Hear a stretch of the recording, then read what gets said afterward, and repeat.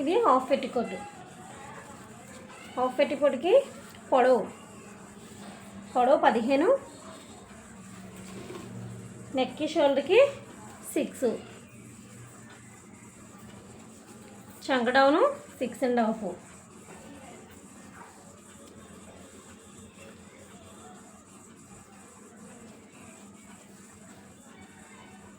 చంక కరువు 1 ఇంచ్.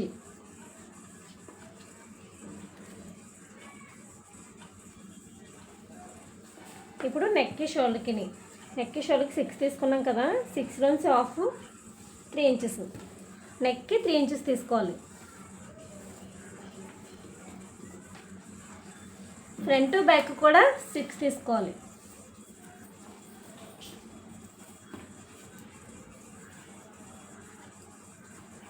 ఇప్పుడు హాఫ్ ఇంచులో కరువు తీసుకోవాలి. చూసారు కదా, పొడవు 15, నెక్కి షోల్డర్కి 6, చంకడూరు కూడా 6.5. ఇప్పుడు హాఫ్ ఇంచ్ ఇటు హాఫ్ ఇంచ్ పోతే మనకి మధ్యలో వస్తుంది. ఇది ఎప్పుడైనా సరే పెట్టుకోట్స్ అంటే ఫ్రంట్ నెక్ షోల్డర్ చాలా తక్కువ రావాలి. అందుకే మనం 3 ఇంచెస్ నెక్కి, 3 ఇంచెస్ షోల్డర్కి తీసుకున్నాం. ఇప్పుడు చెస్ట్ లూజ్, నెక్ చంకడౌన్ కూడా అయిపోయింది కదా, చెస్ట్ లూజ్ తీసుకోవాలి. చెస్ట్ లూజ్ ఎంత వచ్చింది? 36. చెస్ట్ లూజ్ ముందు చెస్ట్ లూజ్ చూసుకోవాలి. చెస్ట్ లూజ్ ఎంత వచ్చింది? 36. 36 4 భాగాలు చేస్తే 36 5 4 4 భాగాలు చేస్తే 9. మనకి చెస్ట్ లూజ్ ఎంత వచ్చింది? 9.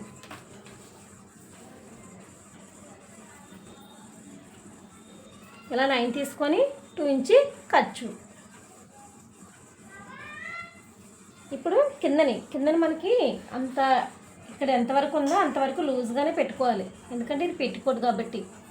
మనకి ఇక్కడ కూడా సేమ్ 9, 2 ఇంచ్ ఖర్చు. ఇక్కడ చిన్న కట్స్ ఇచ్చుకోవాలి. ఈ కట్స్ కోసం 3 ఇంచెస్.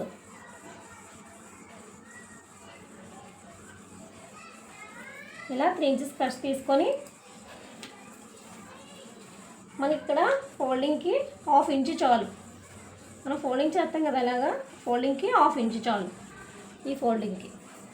ఇప్పుడు కట్స్ తెలుసు కదా, డ్రెస్కి ఎలా కట్స్ ఇస్తామో అలా కూడా పెట్టుకోట్స్కి కట్స్ ఇచ్చుకోవాలి.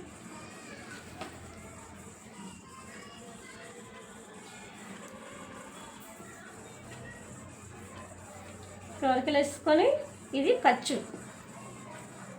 మొత్తం కూడా ఖర్చు. ఇక్కడ మనం కట్స్ ఇచ్చిన దగ్గర ఖర్చు ఎక్కువ అవసరం లేదు, ఎందుకంటే మనం ఇక్కడ ఫోల్డింగ్ చేస్తాం కదా. ఇక్కడ వరకు 2 ఇంచ్ తీసుకున్నా, ఇక్కడ నుంచి 1 ఇంచ్ తీసుకున్నా మనకు సరిపోద్ది. ఇక్కడ నుంచి మనకి మధ్యలో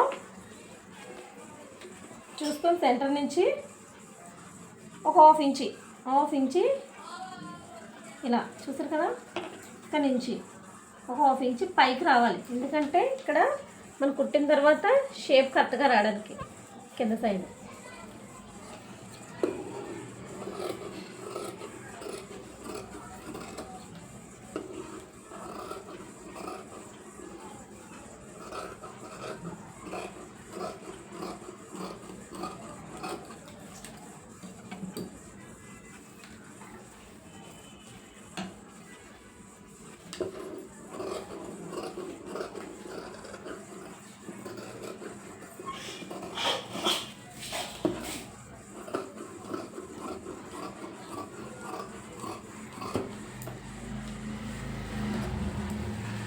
చూసారు కదా, హాఫ్ పెట్టికోట్.